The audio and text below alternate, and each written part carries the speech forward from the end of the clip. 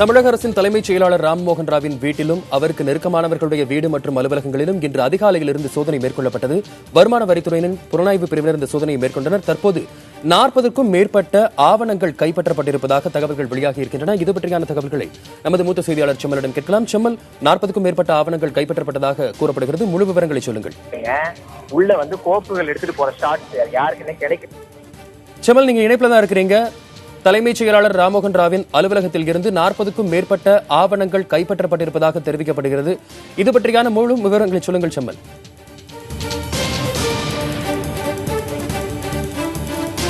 இன்று காலை அதிகாலை 5:13 மணியளவில் தமிழக அரசின் தலைமைச் செயலாளர் ராம்மோகன் ராவ் மற்றும் அவருடைய மகன் விவேக் அவருடைய வீடு திருவான்மியூரில் இருக்கிறது. ராம்மோகன் ராவின் வீடு அண்ணாநகரில் இருக்கிறது. ஆகிய பல இடங்களில் மீண்டும் அவருக்கு நெருக்கமானவர்களின் பல இடங்களிலும் சித்தூரிலும் பெங்களூரிலும் வருமான வரித்துறையின் புலனாய்வு பிரிவு அதிகாரிகள் சோதனை மேற்கொண்டு வந்தனர். இதில் தற்போது ராம்மோகன் ராவின் அலுவலகத்தில் 40க்கும் மேற்பட்ட ஆவணங்கள் கைப்பற்றப்பட்டிருப்பதாக சொல்லப்பட்டிருந்தது. அவருடைய வீட்டில் இன்னும் கூட தொடர்ந்து சோதனை நடத்தப்பட்டு வருகிறது. வருமான வரித்துறை அதிகாரிகள் சோதனை மேற்கொண்டிருக்கிறார்கள். அந்த பகுதி முழுவதுமே மத்திய ரிசர்வ் பிரிவு போலீசார் அந்த பகுதியில் தற்போது பாதுகாப்பு வழங்கிக் கொண்டிருக்கிறார்கள். அதேபோல் அவருடைய வீடு, அதை தாண்டி தலைமைச் செயலகத்தில் இருக்கக்கூடிய ராம்மோகன் ராவின் அலுவலகத்திலும் சிபிஐ மத்திய வருமான வரி பிரிவு அதிகாரிகள் சோதனை மேற்கொண்டனர். அதனைத் தொடர்ந்து தற்போது 40க்கும் மேற்பட்ட ஆவணங்கள் கைப்பற்றப்பட்டிருப்பதாக தகவல்கள் வெளியாகி இருக்கின்றன. தொடர்ந்து நமது செய்தியாளர் செம்மல் இணைப்பில் இருக்கிறார். செம்மலோடு பேசலாம். செம்மல், 40க்கும் மேற்பட்ட ஆவணங்கள் கைப்பற்றப்பட்டிருப்பதாக சொல்லப்படுகிறது. இது பற்றியான முழு விவரங்களை பகிர்ந்து கொள்ளுங்கள். வசந்த், தற்போது நீங்க திரையில் பார்த்திருக்கக்கூடிய காட்சிகளில் ராம்மோகன் ராவனுடைய இந்த கீழ்த்தளம், வீட்டுடைய கீழ்த்தளம் என்பது இருக்கிறது. அங்கு 40க்கும் மேற்பட்ட கோப்புகள், அதாவது அரசு கோப்புகள் உள்ளிட்ட பல்வேறு கோப்புகளை ஒரு பாலித்தீன் பைக்குள் வைத்து வாகனங்களில் ஏற்றுவதற்காக ஊழியர்கள் அங்கு தயார் செய்து கொண்டிருப்பதை நீங்கள் பார்க்கலாம். அதாவது மேல்மாடி 2வது தளத்திலிருந்து கொண்டு வரப்பட்ட அந்த கோப்புகள் தற்போது கீழ்த்தளத்துக்கு கொண்டு வரப்பட்டு பாலித்தீன் பைகளில் வைக்கப்படுகின்றன. அவற்றை கீழ் இருக்கக்கூடிய வருமான வரித்துறை அதிகாரிகள் ஆய்வு செய்து வருகின்றனர். அந்த காட்சிகளை தான் நீங்கள் தற்போது திரையில் நேரடியாக பார்த்துக் கொண்டிருக்கிறீர்கள். முதல் காட்சிகளாக நாம் அதை தற்போது ஒளிபரப்பிக் கொண்டு வருகிறோம். நாம் அறிந்த வகையில் சுமார் 40க்கும் மேற்பட்ட முக்கியமான கோப்புகள் இதில் கைப்பற்றப்பட்டிருப்பதாகவும், இவை அடுத்த கட்டமாக புலனாய்வு, அதாவது வருமான வரித்துறையினுடைய விசாரணை பிரிவு, புலனாய்வு பிரிவுக்கு எடுத்துச் செல்லப்பட இருப்பதாகவும் சொல்லப்படுகிறது.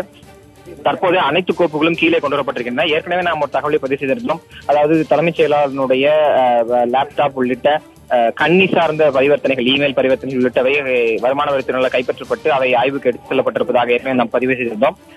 அதற்கு அடுத்த கட்டமாக தற்போது அந்த கோப்புகள் கீழ் அறைக்கு கொண்டு வரப்பட்டிருக்கிற காட்சிகளை தான் தற்போது நீங்கள் பார்த்து வருகிறீர்கள். கீழ்த்தளத்தில் இருக்கக்கூடிய ராம்மோகன் ராவனுடைய வாகனம் உள்ளிட்ட பல்வேறு இடங்கள், அதாவது அனைத்து இடங்களும் என்று சொல்லலாம். இந்த வீடு இருக்கக்கூடிய 3 மாடிகளிலும் எல்லா மூலை முடுக்குகளிலும் இந்த சோதனை என்பது நடைபெற்று வருகிறது. அப்படி கைப்பற்றப்பட்ட ஆவணங்கள் அனைத்தும் கீழ்த்தரத்துக்கு கொண்டு வரப்பட்டு அங்கு அதிகாரிகள் அவற்றை பார்வையிடக்கூடிய காட்சியில் தான் நீங்கள் பார்த்து வருகிறீர்கள். சுமார் 16 அதிகாரிகள் இந்த பகுதியில் இருக்கிறார்கள். அவர்கள் தான் தற்போது இந்த ஆய்வை நடத்தி வருகிறார்கள். கீழ் தளத்தில் இருக்கக்கூடிய அந்த கோப்புகள் தான் அந்த பாலித்தீன் பைக்கில் இருக்கக்கூடிய கோப்புகள். நம்மால் ஒரு கட்டத்திற்கு மேல் அந்த இடத்திற்கு செல்ல முடியவில்லை. ஏனெனில் கதவுக்கு அருகில் இருக்க காரணத்தால் ஒளிப்பதிவாளர் உள்ளே செல்ல முடியவில்லை. இருந்த போதிலும் நமக்கு கிடைத்திருக்கக்கூடிய அடிப்படையில் பார்க்கும்போது அந்த ஆவணங்கள் அனைத்தும் அடுத்த கட்ட ஆய்வுக்கு எடுத்து செல்லப்பட்டிருப்பதாக தெரிய வந்திருக்கிறது. ஒரு புறத்தில் சேகர் ரெட்டியினுடைய கைது, மற்றொரு புறத்தில் இது போன்ற ஆவணங்கள் என்பது இந்த வருமான சோதனை தீவிரமான கட்டத்தை தாண்டி அடுத்த நடவடிக்கை செல்வதற்கான அனைத்து முன்னேற்பாடுகளும் செய்யப்பட்டதாக அறிவு.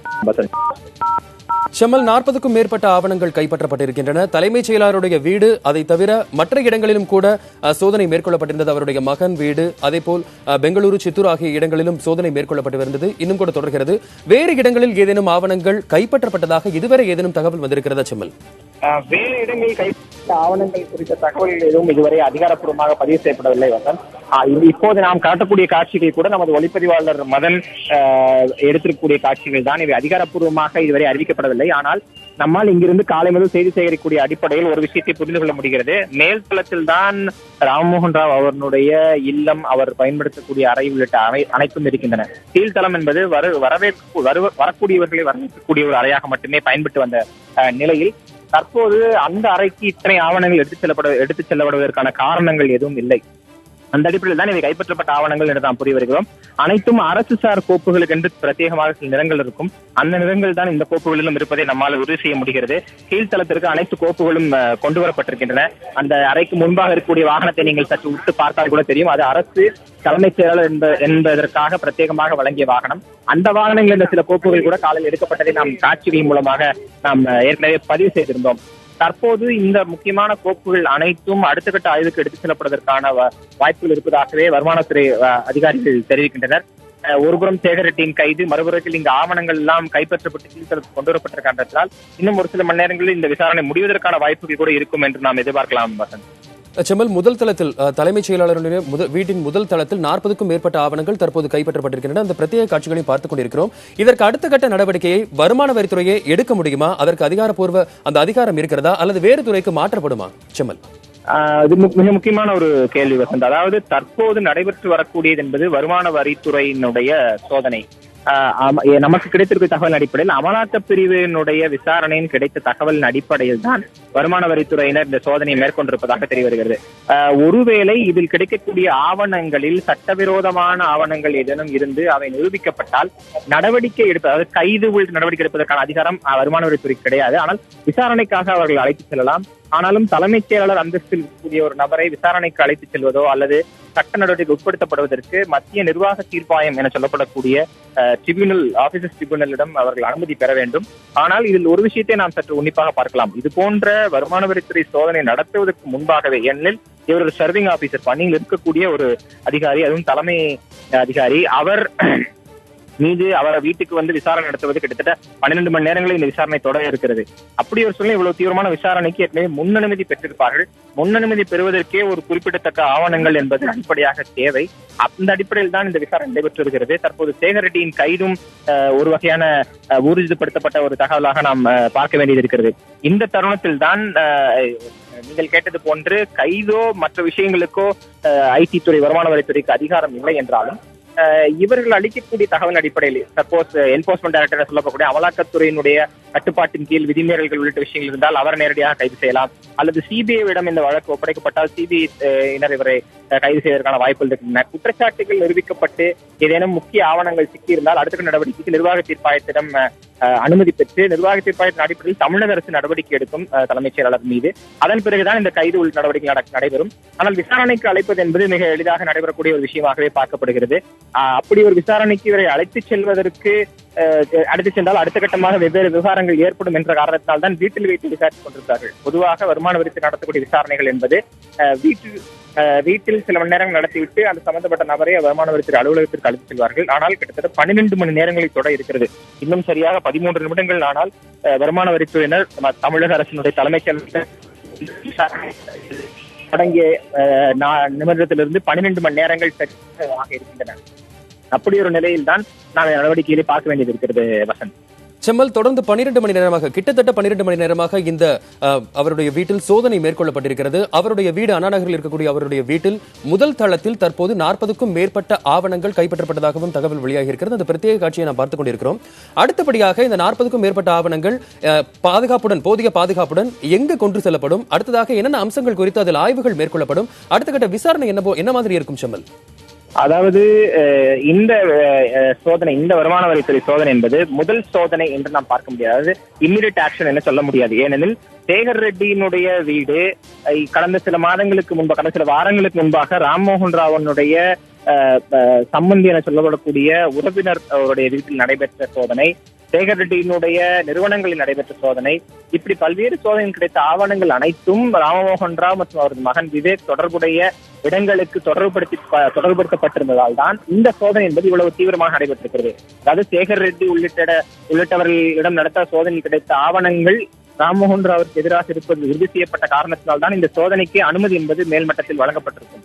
அப்படி ஒரு நிலையில் தற்போது நடைபெற்றக்கூடிய இந்த ஆவணங்கள் குறித்து ராம்மோகன் ராவிடம் காலை முதல் விசாரணையும், அதாவது சோதனை நடைபெறக்கூடிய அதே தருணத்தில் மற்றொரு விசாரணை நடைபெற்று வருவதாக நாம் அறிய வருகிறோம்.